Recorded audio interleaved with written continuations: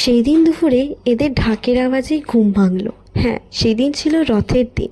আর রথ মানে আমাদের ছোটোবেলার অনেক মেমোরিজ জুড়িয়ে থাকা। এই বিকেলে বাচ্চারা রথ আনবে, মেলা যাব, সকাল থেকে খাওয়া দাওয়া, খুব নস্টেলজিয়া ফিলিং আসছিল। বড় হতে হতে এগুলো অনেকটা হারিয়ে গেল। কলেজে থাকিতে এগুলো হয় না, বা সেই সময় লাকিলি আমরা বাড়িতে ছিলাম। সবাই মিলে প্ল্যান করলাম একটু যাই ফ্যামিলির সাথে মেলাতে, ঘুরে আসি। তো গেলাম স্বাভাবিক মতো হাসি মজা করতে করতে। মেলা মানেই খাওয়া দাওয়া, ঘোরা, টুকটাক কেনা। আর ছোটোবেলায় আমরা মেলা যেতে কত যে জিদ করতাম। গিয়েই প্রথমে অনেক রকম দোকান, খাবার দাবার দেখে খুব ভালো লাগলো, কারণ মেলা অনেক দিন পর করা হলো। তারপরে মেলাতে গিয়েছি, আর পাঁশকুড়ার চপ, ফুচকা এসব না খেলে আর কি হয়। সেটা খেলাম স্বাভাবিক।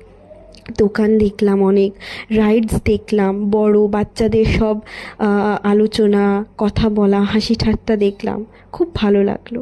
আর এই সব দোকানে যদি আমরা কিছু উল্টোপাল্টা টাকা নষ্ট না করি, তাহলে মেলা বলে কথা নয়। আমিও করলাম দু চারটে জিনিস।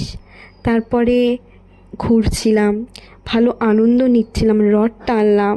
তারপরে লাস্টে জিলাপি দেখলাম, জিলাপি তো খেতেই হবে রথের, দিয়ে প্যাক করে বাড়ি চলে এলাম। এইভাবে কাটলো আমার রথ।